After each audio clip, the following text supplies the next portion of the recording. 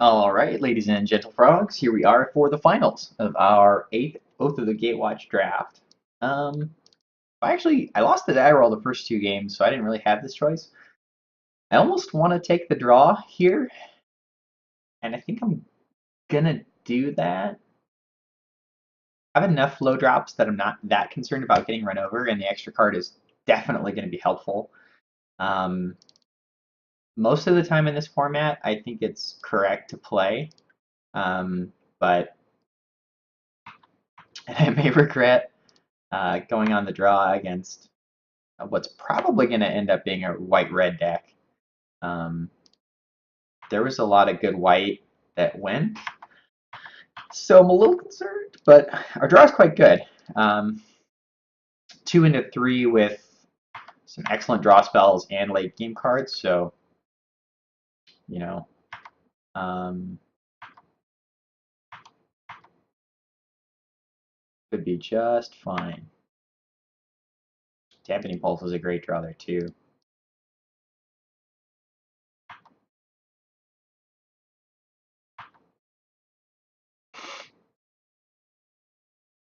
So, opponent on one color of mana so far. He's locked off his second color. Could go very well for us. The attacks is just the Scythe Master here. This is a little tough. So attacking Blade Whirl into Cultivator Drone obviously represents a trick. Cards that we could be thinking he might have are Tandem Tactics is likely.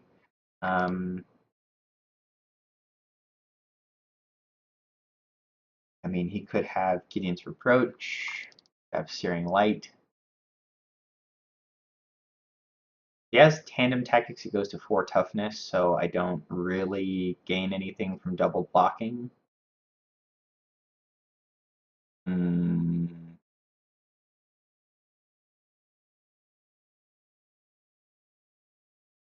So if it's Tandem Tactics, I lock up the Cultivator Drone, he trades his Tactics for a drone and 4 damage.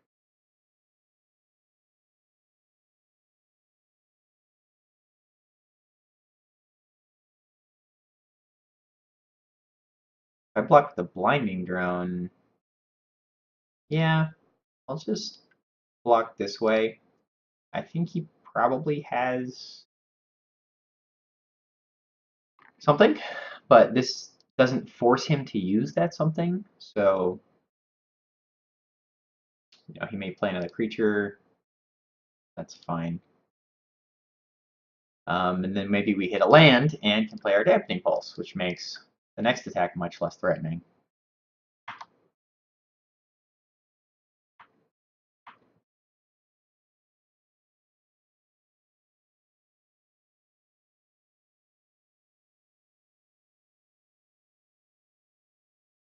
Opponent bricked off land drops.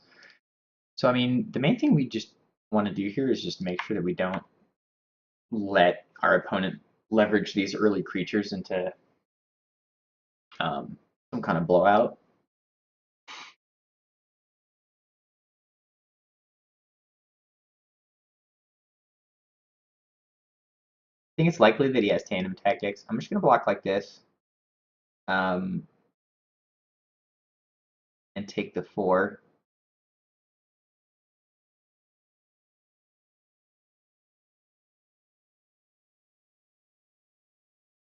He wants to play it to save his Blade Roll and get in for an extra point of damage. I'm okay with that. But he's going to do the 4 and let me eat his other creature. So I'm going to anticipate here, hope to hit a land, and then surge out my Dwarel Avenger. I definitely hit a land. um,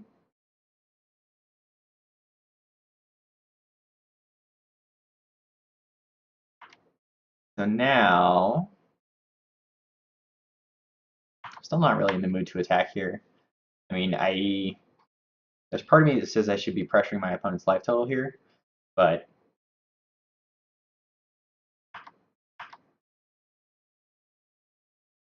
okay.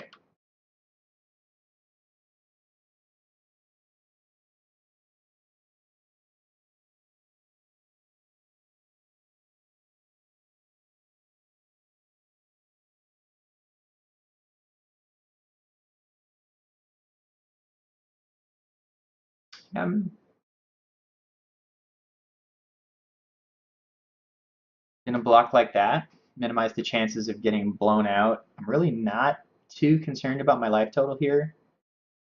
Okay, so the trick he had was make a stand.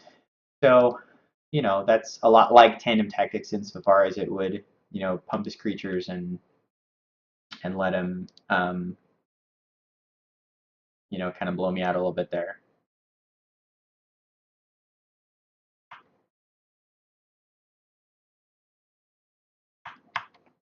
I'm going to look to turn the corner a little bit here and start really putting some pressure on my opponent. He's used his trick now, so I'm feeling much better about blocking with impunity.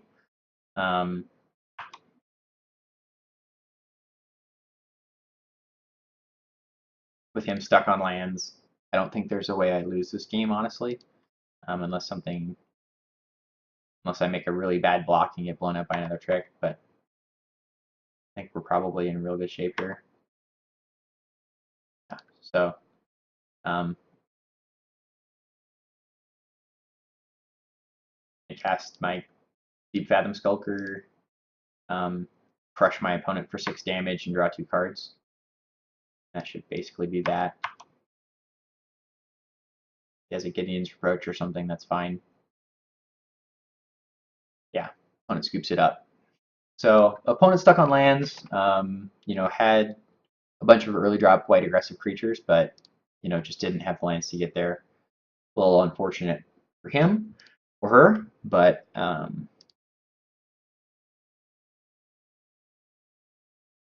knew that my opponent had a trick. Didn't know exactly what that trick was. I think given that he's little white guys and tricks, I think Dispel is going to be a good choice for me here. What to cut? It's probably Void Shatter, especially on the draw. That card's not going to be great. By the time I can actually cast it, they're going to have already developed things to the board, or at least they will have already developed things to the board in games where I'm losing. So, just not a great card. This hand is great. I mean, it's a little floody, but it has an early drop and Dampening Pulse, and Dampening Pulse is probably the best card in my deck in the matchup. So, I feel like we're looking good here. Leading on a Swamp in case I draw my Grasp of Darkness. And yeah, so I put my opponent on probably being white-red given the table and what I've seen so far. So drew the Grasp, but I'm going to develop my Blinding Drone here. And opponent did end up being on red, so we're probably going to see a lot of reality hemorrhages. There were some Zada's Commandos. We got to be cognizant of the Embodiment of Fury that we passed. So opponent could have quite a few good cards in his deck. So,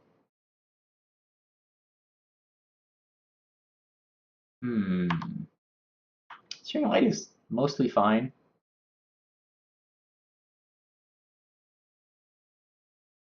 He's going to play a creature here. I'm going to kill it and then drop Dampening Pulse, which is going to put my opponent really far behind. There's the Embodiment of Fury we talked about, we saw in the draft. So, with me going Dampening Pulse into Translator into Awakened Coastal Discovery, I think this game is going to be pretty hard for my opponent to win with us still at 20 life. But we'll see. Stranger things have happened. Opponent with no plays on 5 mana is a little concerning. He's either flooded out or has some extreme, late game gnarliness. The nice thing was that the Tyrant of Valakut and the Embodiment of Fury were in the same pack, so we know that the opponent probably doesn't have the dragon unless the second embodiment was open at the table, which is possible. ISO Zone is fine. Opponent using premium removal on our derpy black common is exactly where we want to be.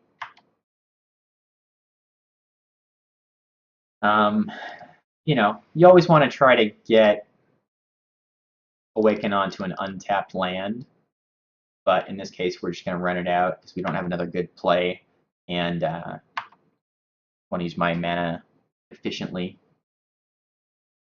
Next turn, we have 7 mana, so we can play Cultivator Drone and leave up Nullifier. We don't obviously have cards in exile, but just the 2/3 flash can be quite strong. That's a great draw too. So I'll probably just play that and the Cultivator Drone and leave open the Death Touch.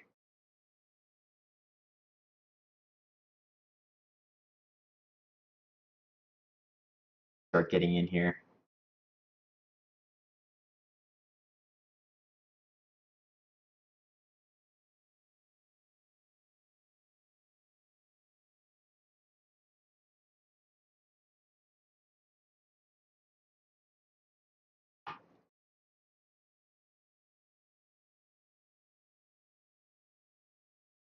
Really too bad we don't have more ways to exile cards for the Nullifier.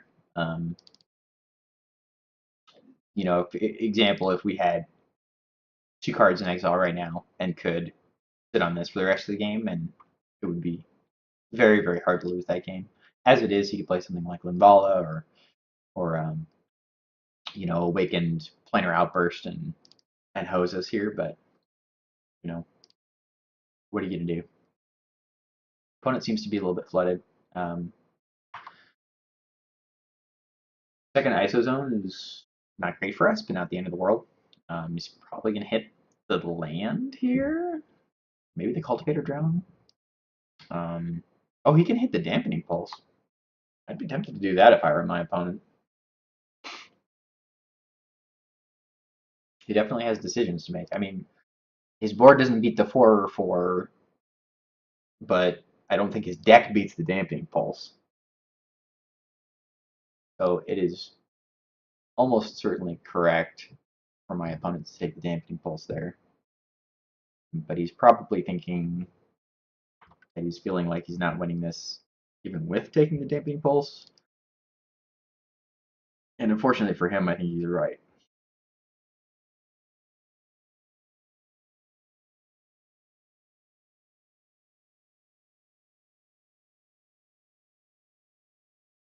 So I think I'm going to attack with these two. This puts my opponent on a 3-turn clock. He can trade these, which is fine with me. I have plenty of mana, and I would much rather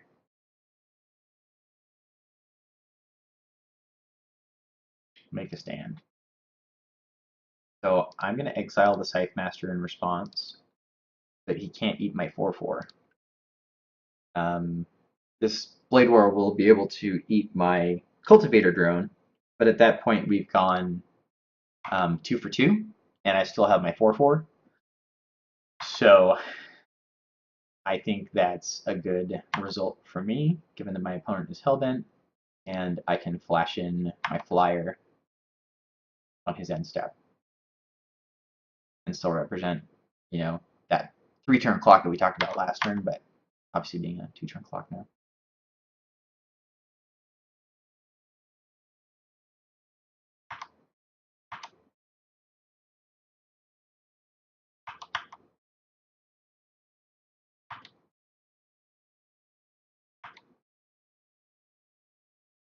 The opponent definitely flooded out. Felt like a land in his hand that last turn. I think he drew something here. We'll see if it's enough to help him. Not really. The 2/2s will definitely slow down my 4/4 on the ground, but you know, my life total is just under no pressure, and you know, he's dead in 3 turns to the Ulamog's Nullifier, with the Jor-El Avenger making that next turn. So we shall see if my opponent has outs, but it seems like we have spiked the draft. What you got? Nothing. GG's. All right, ladies and gentlemen. So we went 3-0 with our. I think we went 3-0, 6-0. Our blue-black Devoid deck here. I didn't feel like this deck was tremendously good. I think I definitely missed the pick over with second blinding drone over holdout settlement. That would have improved the deck considerably, I think. And like I mentioned earlier in the series, it felt like sticking to black was probably a mistake. That I would have been better served, maybe splashing um, green for the Void Grafter, or potentially even going red, because we did see some quality red cards. But some of the black cards were very strong for us. Complete Disregard was obviously great. Grasp of Darkness. So we had, a couple of good removal spells. But all in all, just a pretty, stock example of your blue-black Devoid deck from Oath of the Gatewatch. Um, we got some powerful uncommons in Pack 3 that really did a lot of heavy lifting for us during the draft. And Damping Pulse is a hell of a magic card, man. So thanks for watching, and that'll be all.